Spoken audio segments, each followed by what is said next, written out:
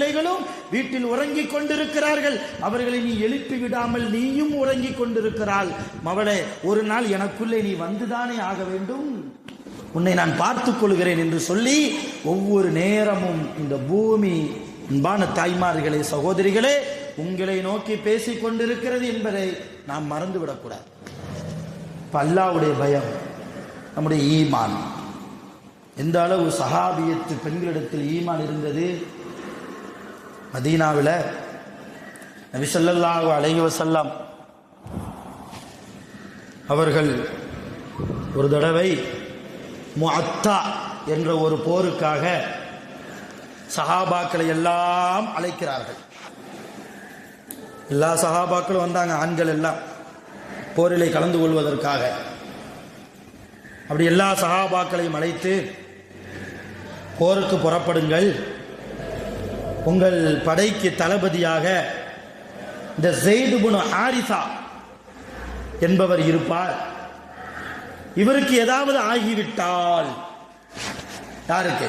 Said இப்னு ஹாரிஸா போர் படை தளபதிக்கு ஏதாவது ஆகிவிட்டால் படையினுடைய இரண்டாவது தளபதியாக ஜாஃபர் இப்னு அபி தாலிப். ஒரு யாரு? ரசூலுல்லாஹ்வுக்கு தம்பி, ரசூலுல்லாஹ்வுக்கு தம்பி, சச்சா மகன் ஜாஃபர் இப்னு அபி தாலிப் இரண்டாவது தளபதியாக இவர் இருப்பார். ஒருவேளை இந்த ஜாஃபருக்கும் ஏதாவது ஒன்று ஆகிவிட்டால் அப்துல்லா இப்னு ரவாஹா என்ற இன்னொரு சஹாபி, இவர் மூன்றாவது தளபதியாக உங்களுக்கு இருப்பார்.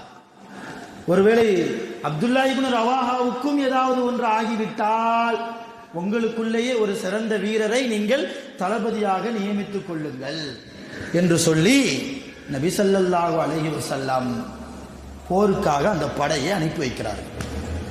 அப்ப அந்த மூன்று சஹாபாக்களுக்கும் தெரிந்துவிட்டது. எந்த மூணு சஹாபாக்கள்? மூன்று தளபதிகள். முதலாவது ஸெய்த் இப்னு ஹாரிஸா, இரண்டாவது ஜாஃபர் இப்னு அபி தாலிப், மூன்றாவது அப்துல்லா இப்னு ரவாஹா ரலியல்லாஹு அன்ஹு. இந்த மூணு பேருக்கும் தெரிஞ்சு போச்சு. என்ன தெரிஞ்சு போச்சு?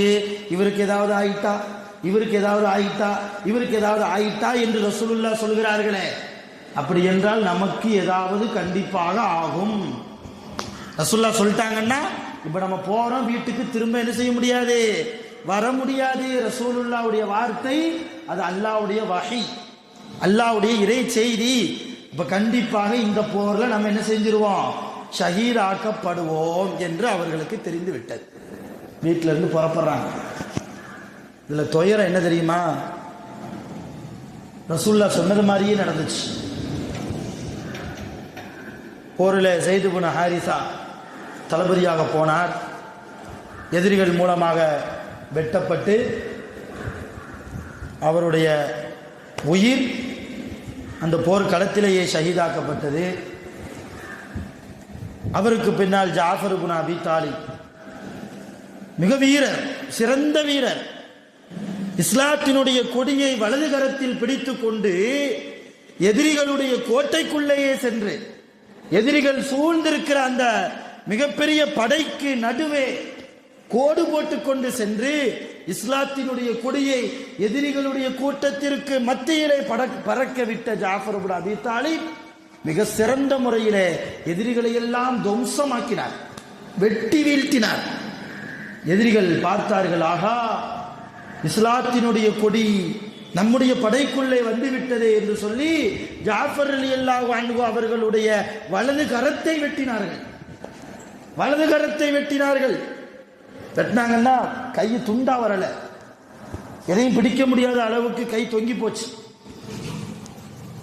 உடனே ஜாஃபர் ரலியல்லாஹு, இஸ்லாத்தினுடைய கொடி இல்லையா வலது கரத்தில் வைத்திருக்கிறோம், இந்த கொடி கீழே விழுவதா, விழுந்து விட்டால் சஹாபாக்கள் என்ன நினைப்பார்கள், அவர்களுக்கு அவருடைய மனதிலே ஒரு விதமான பயம் வந்து விடுமே, நம்முடைய கொடி மண்ணை கவ்வி விட்டதே என்று சொல்லி ஒரு விதமான ஒரு பயம் வந்து விடுமே என்று சொல்லி ஜாஃபர் ரலியல்லாஹு வலது கையில் இருந்த கொடியை இடது கையில் பிடிக்கிறார்கள். இடது கையையும் வெட்டினார், எதிரிகள் வெட்டினார்கள்.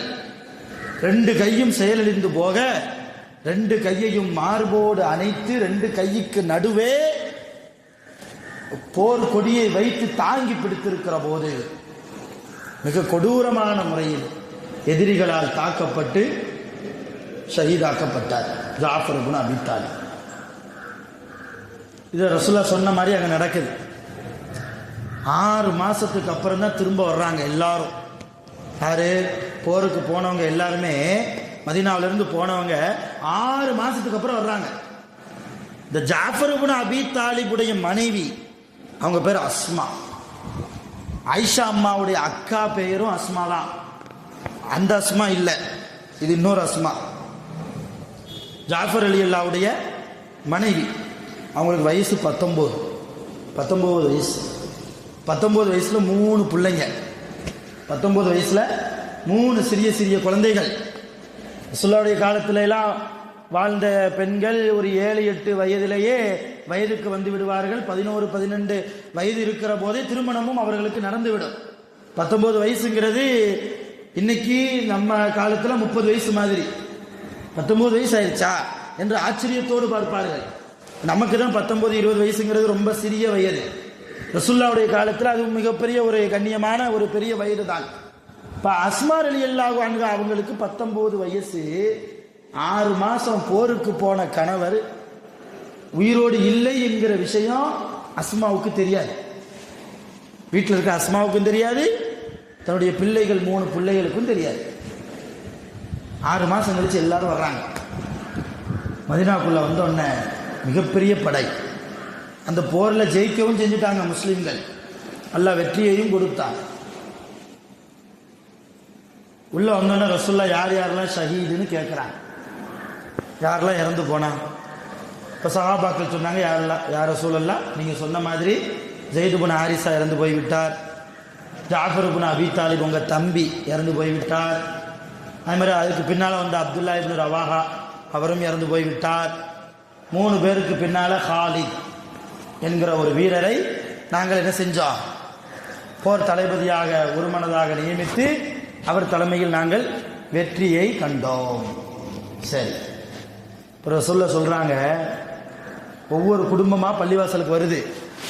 6 மாசத்துக்கு முன்னால போன என்னுடைய அண்ணன், என்னுடைய கணவன், என்னுடைய அத்தா, என்னுடைய செச்சா, என்னுடைய மாமா, என்னுடைய சிறிய தந்தை, என்னுடைய பெரிய தந்தை வந்துவிட்டார்களா என்று பார்ப்பதற்காக வீட்டிலிருந்து புறப்பட்டு மனைவிமார்கள் எல்லாம் பள்ளிவாசலுக்கு வர்றாங்க, பிள்ளைகள் எல்லாம் பள்ளிவாசலுக்கு வர்றாங்க.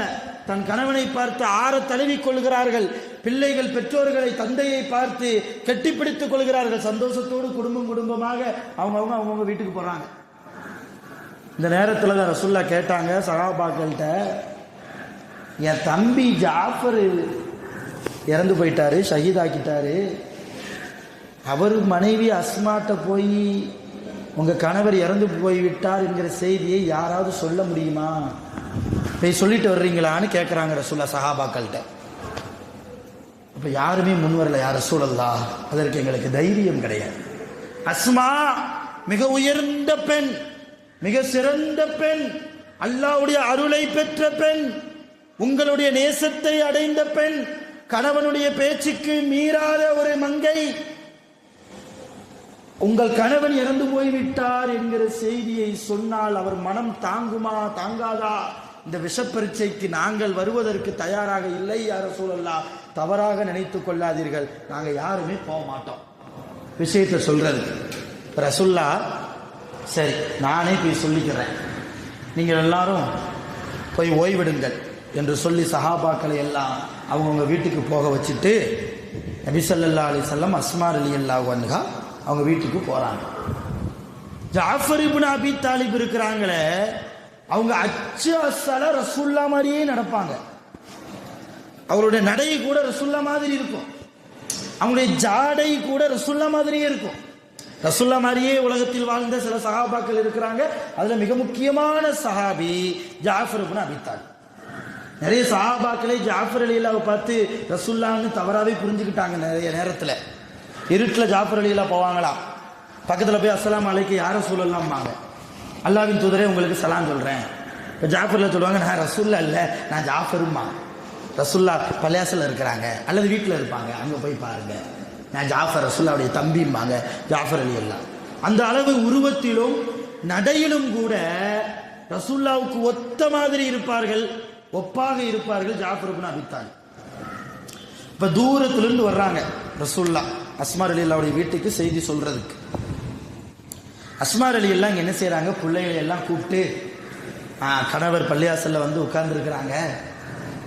கணவர் பிள்ளைய பார்க்கறதுக்கு முன்னால பிள்ளைகளை நல்ல முறையில் குளிப்பாட்டி நல்ல புது ட்ரெஸ்ஸு போட்டு விட்டு அத்தரெல்லாம் பூசி விட்டு 6 மாசத்திற்கு பின்னால் கணவரை பார்க்க போகிறோம், நாமளும் நல்லா குளிச்சு நீட்டாக இருக்கணுமே என்று சொல்லி குளித்து முடித்து அத்தரையும் பூசிக்கொண்டு நல்ல புத்தாடை அணிந்து நல்ல புர்கா நல்லா விசாலமாக இருக்கிற அளவுக்கு, டைட்டாக இல்லாத அளவுக்கு, கணவனுக்கு பிடிக்கிற அளவுக்கு தன்னை அலங்காரப்படுத்திக் கொண்டு வெளியே வர்றதுக்கு தயாராக வீட்டுக்குள்ளே நிற்கிறாங்க அஸ்மா. இப்போ பிள்ளைங்க வீட்டு வாசல்ல நின்றுட்டு கூப்பிடுது அம்மாவை, வாங்கம்மா அத்தாவை போய் கூட்டு வருவோம், 6 மாசத்துக்கு அப்புறம் அத்தா வந்திருக்கிறாங்க வாங்க. எவ்வளவு ஏக்கத்தோடு! அந்த பிள்ளைகளுக்கு தெரியாது அத்தா உயிரோடு இல்லை, அத்தா இறந்து போய் விட்டார்கள், ஷஹீதாக்கப்பட்டு விட்டார்கள், அத்தா இப்பொழுது சுவனத்தில் இருப்பார்கள் என்கிற செய்தி எல்லாம் அந்த பச்சிளம் குழந்தைகளுக்கு தெரியாதே. வீட்டு வாசல்ல நின்று வீட்டுக்குள்ள இருந்த அம்மா அடுப்பல்ல வேலை பார்க்கறாங்க. என்ன வேலை? பசியோடு வருவார், 6 மாசம் என்ன சாப்பிட்டாரோ தெரியாது, நல்ல முறையில் சமைச்சு கொடுப்போம் என்று சொல்லி ரொட்டி சுட்டு வச்சுட்டு போய் கூப்பிடலாம் என்று ஒரு ஏற்பாட்டில் அடுப்படியில் இருந்து மாவு குழைச்சிக்கிட்டு இருக்கிறாங்க. பிள்ளைங்க வாசல் நின்று கூப்பிடுது. கூப்பிட்டு கொண்டிருக்கிற அந்த பிள்ளைகள் தூரத்தில் பார்க்குறாங்க, ரசூல்லா வர்றாங்க.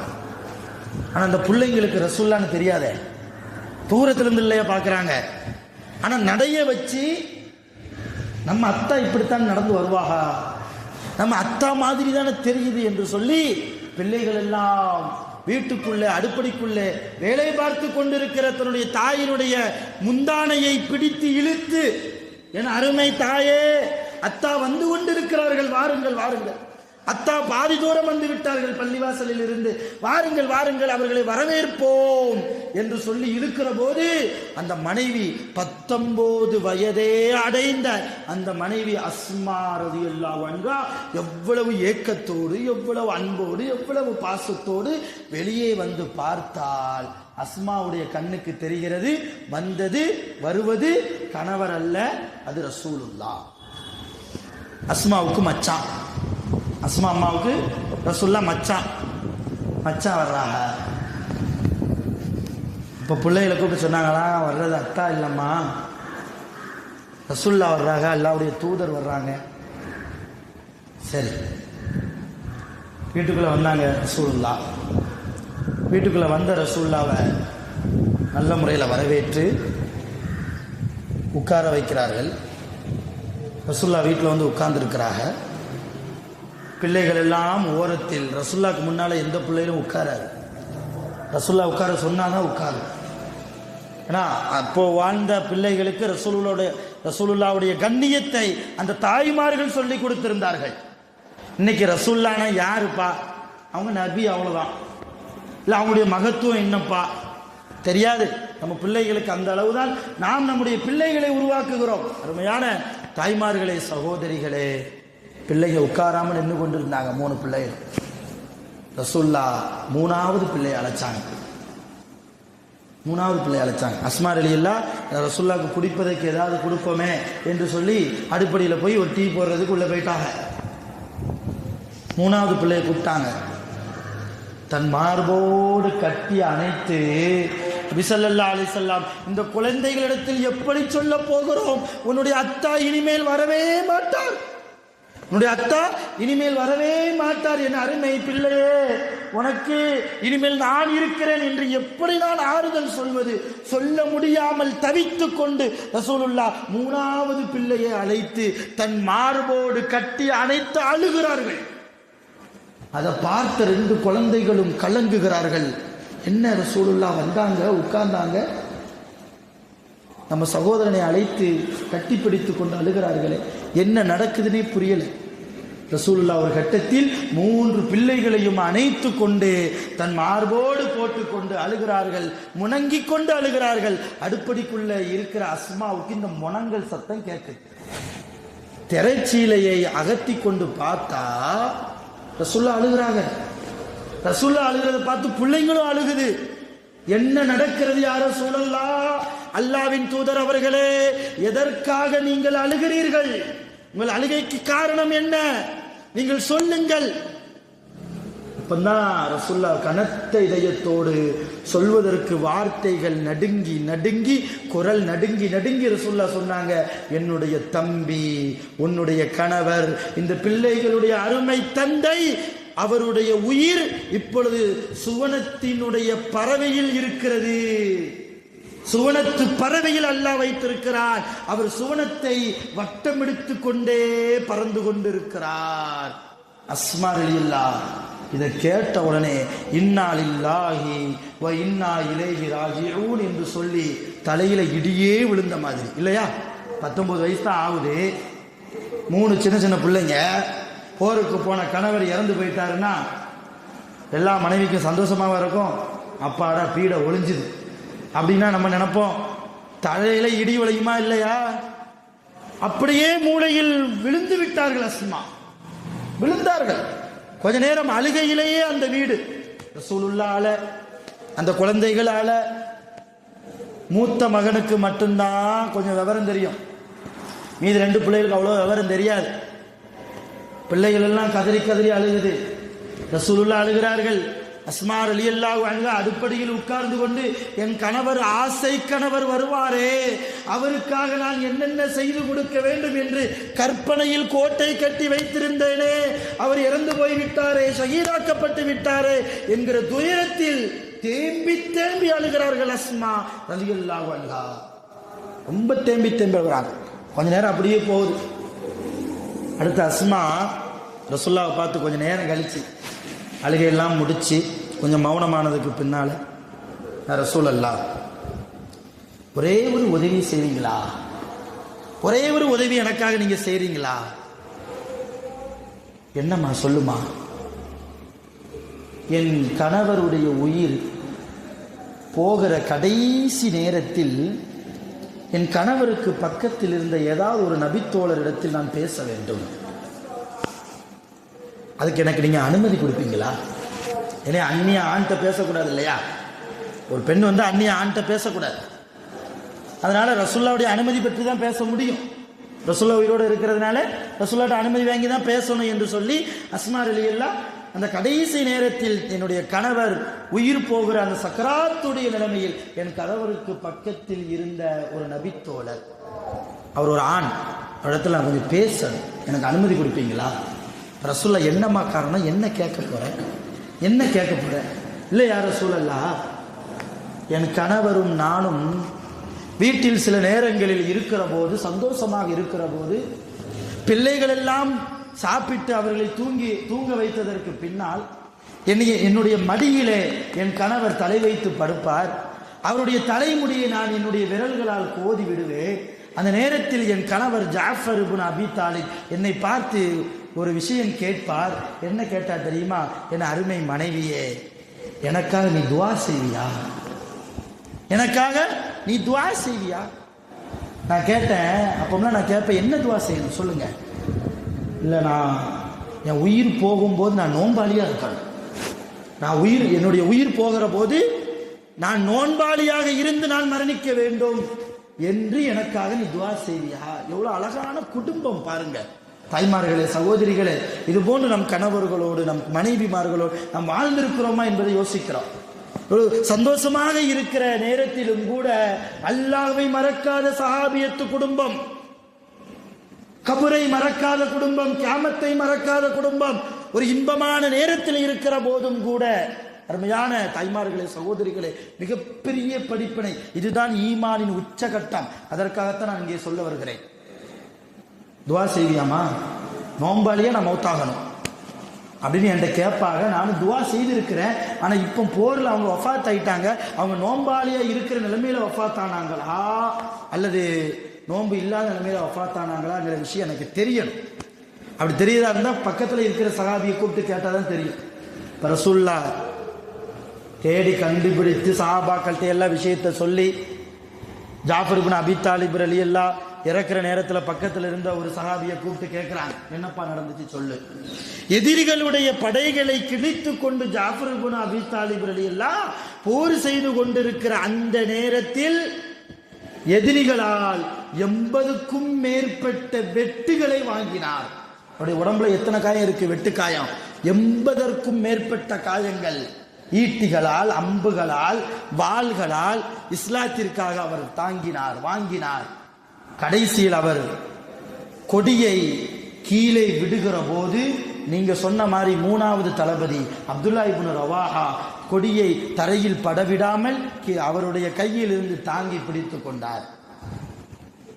அவருடைய உயிர் தத்தளித்துக் கொண்டிருந்தது. எங்கள் கண்ணுக்கு முன்னாலேயே அவர் தத்தளித்துக் கொண்டிருந்தார்.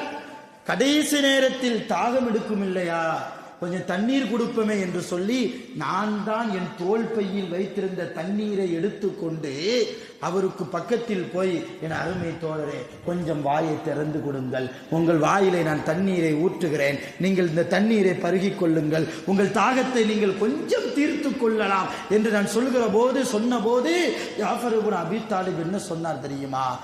லா, இல்லை, இன்னி அஃப்திரு இன்தல்லாஹி சாயிமா, நான் இப்பொழுது நோன்பாளியாக இருக்கிறேன், அல்லாஹ்விடத்தில் போய் தான் நான் நோன்பு திறப்பேன்.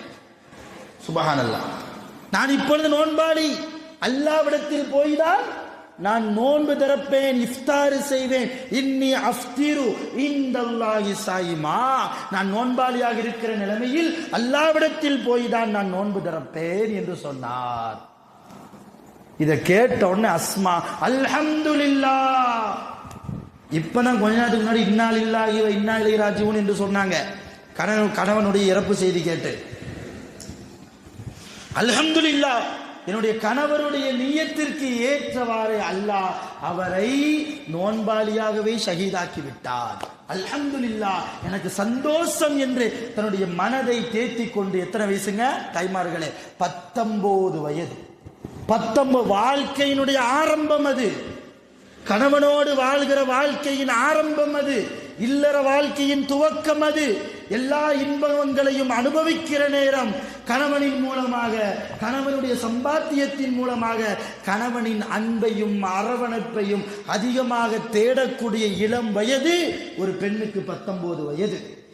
அந்த வயதில் தன் கணவன் இறந்து போய்விட்டார், அதுவும் நோன்பாளியாக இறந்திருக்கிறார், வஃபாத்தாக இருக்கிறார், ஷஹீதாக்கப்பட்டிருக்கிறார் என்கிற சுப செய்தியை கேள்விப்பட்டதும் அல்ஹம்துலில்லாஹ் என்று சொன்னார்கள் என்றால் இதுதான் ஈமான், இதுதான் உச்சகட்ட ஈமான். இன்றைக்கு அந்த ஈமான் யார்கிட்டையாவது அப்படியாவது ஒரு பொம்பளை கணவன் நல்ல முறையில் தொழுகையில் வஃபாத் ஆயிட்டார்னு வைங்க, ஒரு உதாரணத்துக்கு சொல்றேன். தொழுகையில் ஒரு அம்மாவுடைய கணவர் சஜிதாவில் இருக்கும்போது வஃபாத் ஆயிட்டார். அந்த கணவருடைய வீட்டம்மா வீட்டில் வேலை பார்த்துக்கிட்டு இருக்கிறாங்க. யாராவது ஒரு ஆள் வந்து இந்த மாதிரி உங்கள் கணவர் தொழுகையில் சஜிதாவில் வஃபாத் ஆயிட்டார், அல்ஹம்துலில்லாஹ் சொல்லுவோமா? சொல்லக்கூடிய அளவுக்கு நம்மிடத்தில் ஈமான் பலமா இருக்குதா? அப்படி யாராவது அல்ஹம்துலில்லாஹ் என்று சொன்னாலும் கூட இருக்கிறவங்க பக்கத்தில் இருக்கிறவங்க என்ன பேசுவாங்க? என்ன இந்த பொம்பளை எப்போ போவான்னு காத்துக்கிட்டு இருந்திருப்பா போலையே, அப்படிதான் பேசுவாங்க. கணவர் இறந்த செய்தி சொல்லியிருக்கிறோம், இன்னால் இல்லாதானே சொல்லணும். எவ்வளோ துயரமான செய்தி அது. அல்ஹம்துலில்லாஹ்னு சொல்றாள, அப்போ என்ன வாழ்க்கை வாழ்ந்திருக்கிறார்கள் இவர்கள் எல்லாம் என்றெல்லாம் மற்ற மக்கள் பேசுகிற அளவுக்குத்தான் எல்லா மூமின்களும் மூமினத்தான பெண்களும் ஈமானில் பலகீனமானவர்களாக இன்றைக்கு நாம் இருக்கிறோம். அருமையான தாய்மார்களே, சகோதரிகளே, உங்கள் ஈமானை நீங்கள் பலப்படுத்துங்கள். உங்கள் ஈமான் தூய்மையான ஈமானாக மாற வேண்டும். கலப்பில்லாத மாசு கலக்காத ஈமானாக ஆக வேண்டும். அல்லாஹ்வின் மீது உங்கள் ஈமான் மிக ஸ்ட்ராங்கா இருக்கணும், மிக ஸ்ட்ராங்கா. அல்லாஹ் என்னை கைவிட மாட்டான், என் குடும்பத்தை அல்லாஹ் கைவிட மாட்டான், என் பிள்ளைகளை அல்லாஹ் கைவிட மாட்டான், என் கணவனை, என்னுடைய பெற்றோர்களை, நான் பெற்றெடுத்திருக்கிற என்னுடைய பிள்ளைகளை, என் காலத்திற்கு பின்னாலும் என் பிள்ளைகள் சாலிஹான முறையில் தான் வளருவார்கள், எனக்காக துஆ செய்வார்கள் என்கிற நம்பிக்கையோடு நாம் நம்முடைய பிள்ளைகளை உருவாக்கணும். நான் முதல்ல சொன்ன மாதிரி கபர் எல்லாரையும் வெல்கம் பண்ணும், எல்லாரையும் வரவேற்கும். கபருடைய வரவேற்பு என்பது நம்முடைய விழா எலும்பு நொறுங்குற அளவுக்கு நம்மை நெருக்கும். அதுதான் கபருடைய வரவேற்பு என்றார்கள் நபிகள் நாயகம் ஸல்லல்லாஹு அலைஹி வஸல்லம். ரசூலுல்லாஹ்வுடைய புனிதமான இரத்தத்தில் இருந்து பிறந்த ஜைனப் அம்மாவுக்கே கபர் நெருக்கி இருக்கிறது என்றால், இங்க இருக்கிற ஜைனபுக்கு, இங்க இருக்கிற ஒரு ஆயிஷாவுக்கு, இங்கே இருக்கிற ஒரு ஃபாத்திமாவுக்கு, பிரபையான பெருமக்களே, தாய்மார்களே, யோசிக்கணும். இந்த கபருடைய வாழ்க்கை நமக்கு வெளிச்சமாக்க வேண்டும் என்றால், கியாமத் நமக்கு வெளிச்சமாக்கப்பட வேண்டும் என்றால், நீங்கள் உங்களுடைய ஈமானை ஸ்திரப்படுத்துங்கள். பலகீனம் வேண்டாம். எதில் பலகீனம்? ஈமானிலா பலகீனம் இருப்பது. ஈமானிலா பலகீனம் இருப்பது. நம்முடைய ஈமானில் பலகீனம் ஏற்பட்டு விட்டால், நம்முடைய ஈமானில் ஒரு ஓட்டை வந்து விட்டால், நம்முடைய கியாமத் நமக்கு பலகீனமாகிவிடும். நம்முடைய கியாமத் நமக்கு பலகீனமாக்கப்பட்டு விடும். அருமையான தாய்மார்கள், அதனால் சொல்வதற்கு நிறைய இருக்கிறது. நிறைய ஈமானை நாம் நீ வரக்கூடிய காலகட்டத்திலாவது, யா அல்லாஹ் என்னுடைய ஈமானை பலப்படுத்தி கொடு. என்னுடைய கபருக்கு அருகாமையில் வந்து நின்று என்னுடைய கணவரும் என்னுடைய பிள்ளைகளும் என்னுடைய மருமகன்களும் எல்லா ஆண்களும் வந்து எனக்காக துஆ செய்யக்கூடிய நல்ல நசீபை எனக்கு கொடு ரப்பே.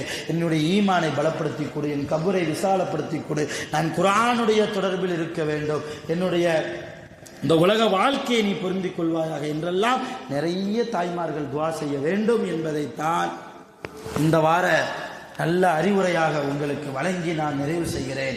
அல்லாஹ் நம் அனைவர்களுடைய ஈமானையும் பரிபூர்ணமாக கபூல் செய்வானாக.